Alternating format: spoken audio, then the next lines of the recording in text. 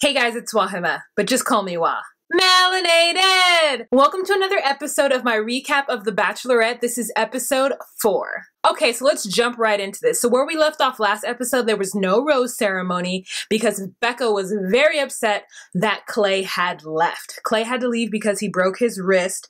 And why did the NFL even allow him to go on The Bachelorette and not put in some kind of stipulation where he was not allowed to play any kind of physical sports? Like, I know when basketball players are in their off season and stuff, they're not allowed to do anything physical because in case they hurt themselves. So, you know, just wondering.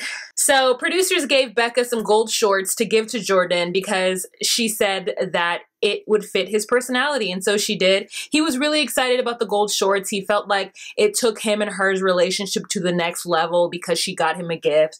So he was real excited about it and talked about how he was going to wear them all the time. Jordache also in a confessional made a comment saying that he is one of the best looking guys there. In fact, other guys there have told him that he is one of the better looking guys there. And I'm just like, no one said that to you, Jordan. So this is what's baffling to me, is that we're still in the rose ceremony part of it. It's like Clay left and they ended the episode as though Becca could not go on.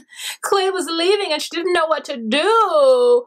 But then we pick it back up again and they're still at the same night where she's still talking to the same different guys. They're still having their cocktail hour and it's not like she canceled the rose ceremony for that day. They just ended the episode there. I guess for dramatic effect? I don't know.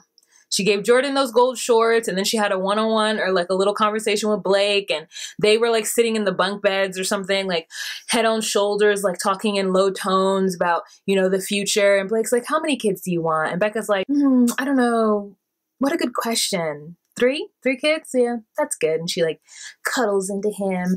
And then he's like, yeah, I was thinking like, you know, 3 to 5. And she's like, 5? I'm like, 5? It's a very few women who could have 5 kids and still keep on with a career. You know what I'm saying? Like 5 kids means that you don't want your wife to work. Only a professional mother would be able to do that. And I don't know, is Becca a professional mother? I know I'm not a professional mother. You know what I'm saying? I wouldn't be able to have 5 children.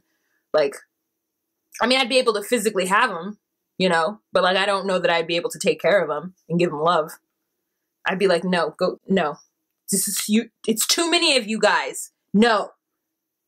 No, go away. Where's the nanny? So David comes back from the hospital and to me, his face does not look as bad as I thought it was going to look, but Jordache felt that his face looked worse than he thought it was going to look. Like Jordache is so giddy with excitement over the fact that David is back and his face is messed up. Jordache is so, he's so like about physical looks that it's like crazy. It's like, really, you're really worried about the way he looks and he doesn't even look that bad. So anyways, Becca's like, oh, give me a hug. All the guys, you know, hug David and like, what's up, bro? And blah, blah, blah. Here's my theory. I think that David might have been drunk when he went to sleep and that's why he fell out of that bed and full on fell on his face. Like there's no other way that you wouldn't wake up mid-fall and stop yourself. Like there's no way. It's just so, it's weird and clumsy. Like he must have been like drunk. You know what I'm saying? Anyway, so hugs all around for David. David goes and sits down with Becca. Becca gives him the rose because she's like, you deserve it. You fell on your face. And he's like, doctor's orders. I have to go down and, you know, and rest. And she's like, okay, babe, here's the rope. Here's the rose. You go ahead and go to sleep. It's fine. Jordache is pissed that David got the rose. So petty. So petty. And he's like, he's not going to put me in a corner because nobody puts Jordache in the corner. So Mike and Paul end up going home at night. If you remember Mike is top bun, ballet top bun guy, blonde hair, long hair guy that we never really met. And then Paul goes home and Paul is the guy who wore the tapestry blazer and the banjo. They went home. So everybody else got to stay. And, you know, we just moved on. They cheersed and Becca revealed that they're going to Park City, Utah, and Park City, Utah is beautiful. So they're leaving California. I think they're in California. They're leaving the mansion and they're going to Park City, Utah, and everybody's soups excited. All right. So when she's there, she has a one-on-one with Garrett and she's really into Garrett. She really likes him. They go bobsledding with a lesbian couple, which I was like, okay, ABC showing that diversity, even though The Bachelorette is still very heterosexual and heteronormative. Like you showed a gay couple. So, okay, you know, baby steps. And it was cool. So these ladies that are Olympic gold medalists who met during the Olympics, and I think 2004, maybe 2000, I don't know. They met and they're both on the USA team. They won the gold. They fell in love, they got married, and they're here today. They go bobsledding, which bobsledding looks so much fun. I will say for this show that they get to do so much fun things that I just wish that I was able to do in my life. It was great. They had a really, really good date. She really liked Garrett. She gave him the rose at the end of it, and, you know, all is well. Meanwhile, back at the cabin, they're having a conversation, the gentleman, and Lincoln reveals that he believes that the world is flat. So Lincoln is talking about how the world is flat and how there's not enough evidence given to him personally to let him know that the earth is round, that it is not flat, because he's like, look at the horizon, you could see the edge of it. And then somebody was like, but you don't fall off the edge when you, like, when you're in the ocean, you don't fall off. So if it were flat, then you would fall off. And he's like, there's no evidence. How does the water stay? You know, how does the land, like, he just said something dumb. And I was just like, gravity, atmosphere, ozone, pressure from space. Like, there's a lot of things, you know, that we're taught. Maybe in his science class, he didn't learn that. I mean, and like slowly you see Jean, who's sitting next to him, like just kind of slowly scoot away from him. Like, he does not want to be associated with Lincoln just like not thinking that the world is round. It was so subtle that I was like, ooh, Lincoln is, I was like, ooh, Jean is shady. Then it cuts to Jean and John having a conversation about their strategies with Becca. And I thought that was really weird. I hate when they all sit around and talk about their strategy. Maybe ABC makes them do it. Like, maybe the producers are like, oh, sit down and have a conversation about where you think Becca's at or where everything is at right now. And I just am like, it's just so weird. Like, don't discuss your strategies, especially if you're trying to keep me in the, like, the fantasy of this bubble of this process actually working. Like, personally, I think that if this was a process that was going to actually work, I don't think any of the guys should know each other. I think that Becca should only have one-on-ones. Like, and she should live in this mansion, and then, like, they should send one guy in a night, and they have a day together, and they get to know each other's little nuances and stuff they like to do. I don't like this like hive mentality of where they're all high-fiving each other trying to get to the end, because it does create an environment where you're just strategizing to try to get on her good side so that she keeps you around. And then at the end, you're supposed to drop all that strategy and prove that you love her. Like, and that you're the right choice. It's so weird. It's like set up to not be the best way to figure out who your actual person is, in my opinion. Then they next have a lumberjack contest. They bring a couple in who've been doing lumberjack stuff together. And I'm like, that looks really fun. I would want to do that. Like, it looks like a workout, and I'm okay with that. But like, I was like, this looks like an interesting thing. So they have different, they have like a relay race with it, and they have different things they have to do. But first they start off with chopping wood, and Lincoln sucks. Like, even John is great at it. Like, John, like, all of a sudden, I'm thinking that he's just like a computer nerd. Okay, John got a little muscle. Okay, John, cut that wood. Like, there are some guys who could cut the wood, and there's some guys who just could not get it. And Lincoln thinking, and he has all this big bulk and muscle. It goes to show you that because you have all this body and this muscle doesn't mean that you have skills or you're strong to do things. One station is like 2 people sawing. One station is like climbing a pole, and John climbs that pole, girl. He goes up against Blake, and he wins. And I was just like, yay. They have to like lift a log, throw it, and then lift the other side. It's like, it was a fun little relay race, and I think it just shows like their spirit and how awesome they are. And they had to like toss an axe. Like, I was into that. Then she ended up having like a one-on-one, like a little conversation with Jason afterwards. And she said that Jason is a good kisser. Jason said that he's nervous when he gets around her because he does like her. And it's like, he doesn't feel this way often. And it was a cute little moment. I'm like, I want to kiss Jason, see what that's about. So this is I'm sorry, I'm not explaining it. So the little one-on-one was just like after that group date with the lumberjack contest, they all got spiffied and had their like evening cocktail time with Becca. And then that's when she had the kissing time with Jason. And then she had like a little time with Jordache, and Jordache showed her that he was wearing the gold shorts. And so she's like excited, and she's like laughing about it. And he's just like, okay. And his time with her is up, and he does not put his pants back on, and he has the gold shorts, and he goes out, and all the guys are like, oh, and Colton is pissed because Colton is tired of the shannery. You know what I'm saying? Colton got through last episode, did what he had to do, and he is done with the shenanery. He is over it. He wants only guys who are here for pure intentions, who really want to be with Becca, not Jordache, and not anyone else who's up to any kind of crazy antics.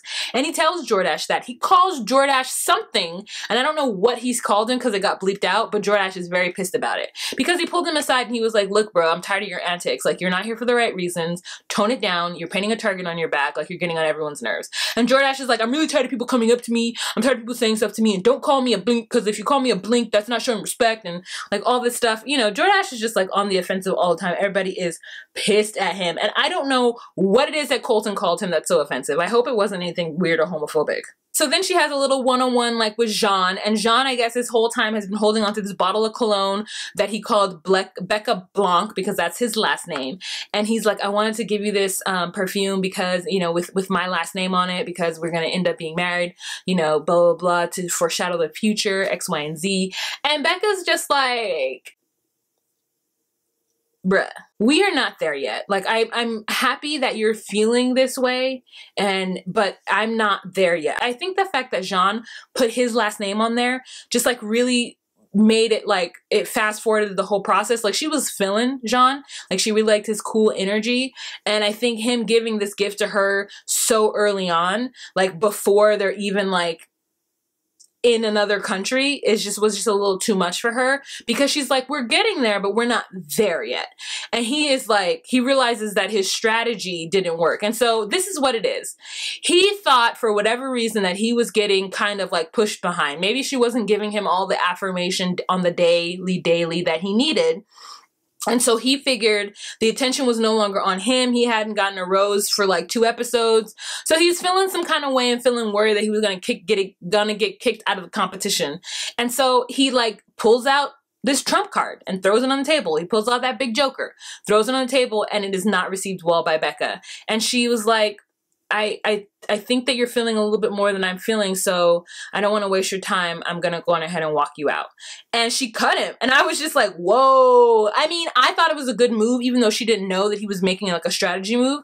But I think she could tell. I think she could tell that like he was jumping the gun a little bit because he was getting nervous and he was like trying to lock it down. And she's like, it's way too early to lock it down, especially when it's not, if you're not picking up what I'm putting down, then this is not going to work.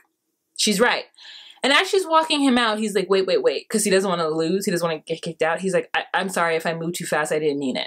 And she's like, what do you mean? And he's like, well, you know, what about the perfume? Like, did that not do something? And she's like, I love the perfume. Did you want it back? Like, very confusing, you know? He's like, what did I, you know, like, he's like, he wants notes or something. And then he like reneges and it's like, okay, I'm sorry I did that. Like, I only said that because I thought that's what you wanted. And she's like, so you're not being honest with me? And he's like, well, no, I'm being honest, but like, I thought, and she's like, well, if you're being honest, then, and you're further along than I am, then this is the outcome, but you're not going to be able to renege that and pull that back and say that you didn't mean it because you don't want to get kicked off the contest. Like, and he's just like, doesn't know what to do. They go outside. It's freezing. He doesn't even take off his coat and give it to her as they walk because he's so like in his head and like pissed that it's getting kicked out of this thing. And I'm just like, come on, put your coat around her, bruh. Like, she's like shivering and they're talking and he's just like, okay, well, like, whatever. You know how guys get when like you reject them and they get like all like, I didn't like you anyway, you ugly anyway. Like, it was that kind of like energy that was coming off of him that I could feel through the television. Yeah, it was just too much. I don't know. I was just like, I'm glad she got rid of him because I feel like real life, that's what guys do to me all the time. They like throw everything at me. Like, I like you, I this, want to do that. Let's talk about our children. Let's do all this stuff. And then I'm just like, ooh, okay. You know, like, and I feel pressure to like comply and like pretend like I want that. And then they like freak out and ghost me. And I'm just like, wait a minute, you did it. You're the one who propelled us forward. I never talked about marriage. I never talked about the future. I talked about yesterday and the day before and tomorrow. Like, I don't talk about, you know, anything further than a month from now. She then goes back in and tells the group that she had to let Jean Blanc go, and then she told him like what happened, and she told them what happened. She told them that, you know, she was walking him out, and then he said, wait, never mind, I'm just kidding, I didn't mean that. And then she's like, look, if you can't be honest with me throughout this process, I feel disrespected and I don't want to feel that way. So like, be honest with me, tell me how you really feel, tell me what's really going on, and if this is, we're working towards something or we're not, but don't fake it just to like be in the contest. And she's like started to almost cry and she's pissed and she's like, there's going to be no rose given out tonight and this date is over. And so there was no rose for that group date. But The only person who wasn't on that group date was Wills. So it was apparent that Wills had a one-on-one. So the next day she had a one-on-one with Wills, who made it all better. Wills' energy was just so calm and like natural. And he was just like, you could tell Will has game. Like he has swag. Like he's confident in himself. He's not putting too much pressure on anything. He knew that he was walking into a situation where Becca was a little upset due to Jean Blanc's behavior. And he fixed it for everybody. All the guys were in the house were like, had their head in a tizzy because they're like, she's in a bad mood. She's going to take it out on us. And Wills fixed that, you know. They had a really good first date. They had a really good one-on-one date. They went on the like snow bikes, you know, whatever, and they like drove around and had a good time. They like had champagne. They're always drinking on this show. Girl, I would not be able to be on this show because I don't drink. So I, like, it'd just be all sparkling apple juice, you know. And then there is the rose ceremony. And because of all of this, Becca is like, look, we're not even going to have a cocktail hour. We're just going to go straight to the rose ceremony. And they do. And she walks in with this really beautiful princess cut mermaid like shape black dress. I liked it. I wish that it was solid black as opposed to that nude underneath and like the ruching of the black material. But I did think it was cute. I did think it gave her shape, and I thought she looked great with her hair pulled back. You could see her ears, her neckline. It was good. It was a good look for that rose ceremony. And so she walks in. She does the rose ceremony. She ends up sending Kristan and Nick home. I was sad for Kristan because Kristan is fine, girl. Like, you should just keep him on the fact that he's fine. Send Connor home. I would have liked for Connor to go home and Kristan to stay because he seems like, at the end of the day, like, he's a fun guy. But, you know, she wasn't feeling him, so she sent him home. And Nick, she never had any kind of one-on-one time with him. And Jean Blanc's mess up ruined it for him. So Jordan is kind of shaky because he is the last person picked, and he's like, I've never been last at anything. And they pan to Colton, Chris R, and to Chicken David, and they're all disappointed that Becca chose Jordache as the last person to stay on. And I was a little disappointed too, but I think she's still having fun with Jordache. But it's like, obviously he's just an idiot, but she doesn't know that, you know? She doesn't see it from our point of view. She doesn't see his confessionals to the camera where he says dumb things like, my mind's just blown right now. I've never ever made it last place in anything in my entire life, but my eyes are wide open. I still have to deal with this house, and there's so much more to me than these guys think. I'm someone that you can't put a label on. I'm much like a sponge. You can squeeze me and get everything out of me, but you'll never know unless you try. What? I'm like a sponge. You can squeeze me until you get everything out of me, but you'll never know until you try. What? What is my question. What is Jordache talking about? He is so shookington bear. You know what I'm saying? He is so Jordache shookington bear about this entire situation, and it just makes me laugh. All right, you guys. So that is the end of this episode. Thank you so much for watching. Please leave a comment down below. Let me know what you thought of this episode. I'm on my way to VidCon. This is going to be up later than I normally put it on, and I want to thank you guys for your patience. Remember to be you, be true, and find your place. So bye. So Blake, John, Colton, Garrett, and Wills. That is my top 5.